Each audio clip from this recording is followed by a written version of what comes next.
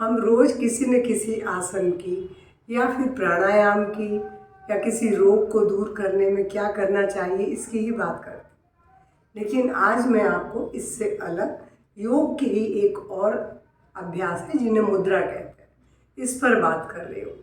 नमस्कार, दादी योगा चैनल में आपका स्वागत है। योग के महत्वपूर्ण अभ्यासों में मुद्राओं का अभ्यास बहुत महत्वपूर्ण है। सबसे प्राचीन ग्रंथ गेरंड संहिता में इसके बारे में वर्णन किया गया है। योग के देवता शिव जी ने इसका सबसे पहले ज्ञान अपने शिष्य और पत्नी पार्वती जी को दिया था और उन्होंने बोला था इसके अभ्यास से सभी सिद्धि प्राप्त की जा सकती है और स्वास्थ्य लाभ भी। तो आज मैं आपको इन्हीं मुद्राओं में से एक मुद्रा अश्विनी मुद्रा पर बात कर रही हूँ। हालांकि मुद्राओं का अभ्यास क्लासिकल नृत्यों में भी होता है, लेकिन योग में इनका अभ्यास अंतर्मुखी होने के लिए, आध्यात्मिक लाभ के लिए होता है, क्योंकि साधक इनके अभ्यास से धीरे धीरे आध्यात्म की ओर अग्रसर होता है। लेकिन इन मुद्राओं से केवल आध्यात्मिक लाभ ही नहीं होता है, अनेक मानसिक और शारीरिक लाभ भी मिलते हैं। और मैं अश्विनी मुद्रा में इसके अभ्यास से अश्व की तरह ही गुदाओं की स्नायुओं पर व्यक्ति का नियंत्रण प्राप्त होता है। इस अश्व के नाम पर ही इस मुद्रा का नाम भी है, अश्विनी मुद्रा। और इसके हमारी जो प्राण शक्ति है उसका प्रवाह नीचे की ओर होता है, लेकिन इसके अभ्यास से हमारी जो प्राण तत्व है ऊपर की ओर बहने लगती है, जिससे शक्ति का संचय होता है, ऊर्जा बढ़ती है। और इसके अभ्यास से अनेक रोग, मानसिक रोग तो दूर होंगे ही, क्योंकि शांत मन से किया जाता है तो तनाव मुक्त होते हैं, चिंताओं से मुक्त होते हैं। लेकिन इसका सबसे बड़ा लाभ जो मैं आपको बता रही हूँ कि पाइल्स, फिशर और गुदा और गर्भाशय भ्रंश, यानी इसमें गुदा और ये आपके गर्भाशय नीचे की ओर आ जाता है, स्थान से अलग हो जाता है, तो उसमें भी बहुत तकलीफ होती है। मॉडर्न मेडिसिन में तो दवाइयाँ, ऑपरेशन यही सब है, चाहे पाइल्स हो चाहे फिशर हो।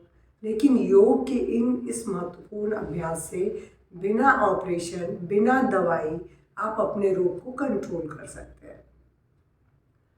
अब इसमें आपको क्या करना है, क्योंकि योग का अभ्यास केवल आध्यात्मिक लाभ के लिए नहीं है या केवल शारीरिक लाभ के लिए नहीं है, इसका संपूर्ण लाभ पूरा शरीर, मन, आत्मा सब पर होता है। तो इस अश्विनी मुद्रा का जो लाभ है, मैंने बोला केवल गुदा की मांसपेशियों पर व्यक्ति का नियंत्रण होने लगता है, वहाँ की मांसपेशियाँ सशक्त होती हैं, मजबूत होती हैं, जिससे यहाँ के जो रोग, रक्त का संचार बढ़ेगा तो रोग नहीं होगा। और आज सबसे अधिक कब्ज की शिकायत है लोगों को। कब्ज की शिकायत से बवासीर या फिशर तो बिल्कुल आम है।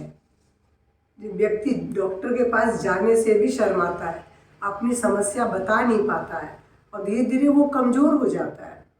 लेकिन इसके अभ्यास से वो घर में ही रहते हुए अपने आहार को बदलकर और इनके अभ्यास से पूरी तरह से रोग मुक्त हो सकता है। बिल्कुल एकदम 100% ये बिल्कुल सच है कि इसके अभ्यास से व्यक्ति रोग मुक्त हो सकता है। अब इसमें आपको क्या करना है, आपको किसी भी ध्यान के आसन में स्थिर बैठ जाना है और एक इसको ये ना इसकी ये मूल बंध की प्रारंभिक क्रिया भी इसे कह सकते हैं।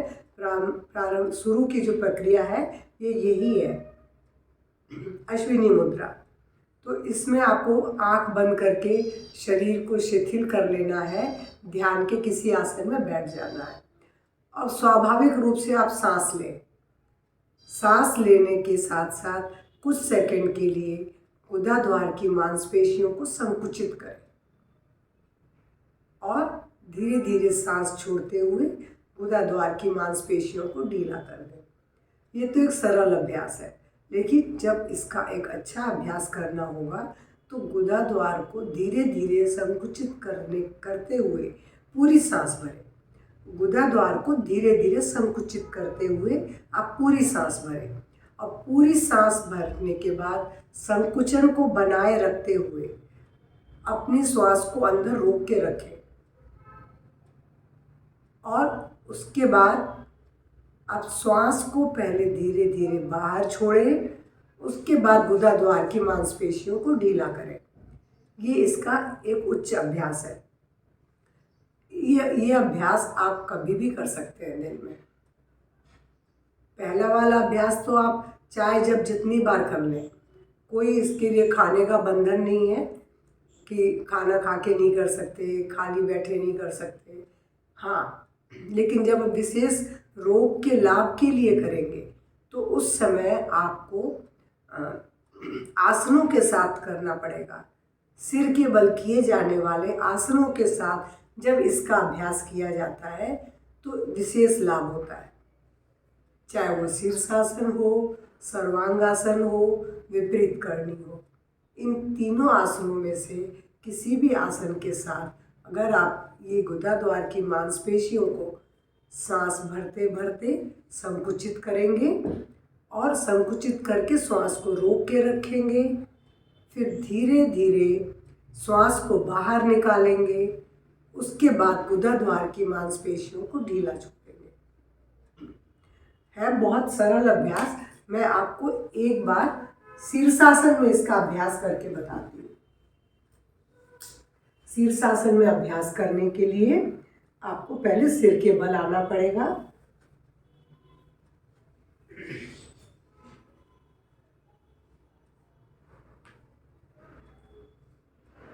इस स्थिति में आने के बाद धीरे से पैरों को ऊपर उठा देंगे,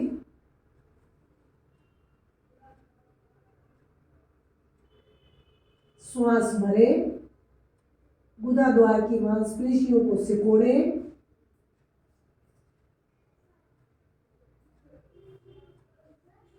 अब धीरे धीरे श्वास को छोड़ें। अब गुदा द्वार की मांसपेशियों को ढीला छोड़ें।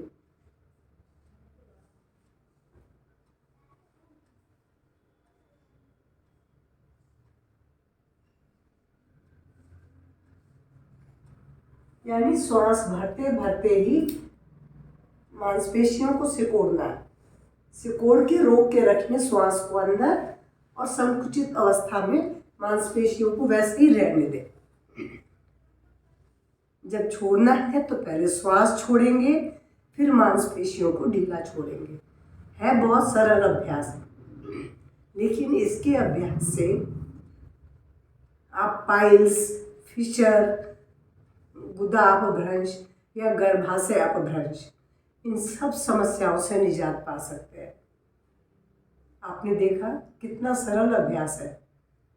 और पहली वाली जो प्रक्रिया बताई कि श्वास भरें, गुदा द्वार की मांसपेशियों को सिकोड़ें और ढीला करते हुए श्वास को भी छोड़ दें, कितना सरल है। इसे तो आप कभी भी कर सकते हैं और अपने रोग से मुक्त होंगे। लेकिन जब दूसरी वाली अवस्था करेंगे तो धीरे धीरे आप आंखें बंद करके जब बैठेंगे तो प्रत्याहार यानी ध्यान की पहली प्रक्रिया में प्रवेश कर सकते हैं, जो कि आपको आध्यात्मिक लाभ भी देगा। अगर मेरा वीडियो पसंद आए तो लाइक शेयर करेंगे। इनके अभ्यास से अगर आपको ये समस्या है तो निजात पाए और जो भी कुछ लाभ मिला उसके बारे में आप प्लीज़ कमेंट करके ज़रूर बताएं। नमस्कार, धन्यवाद।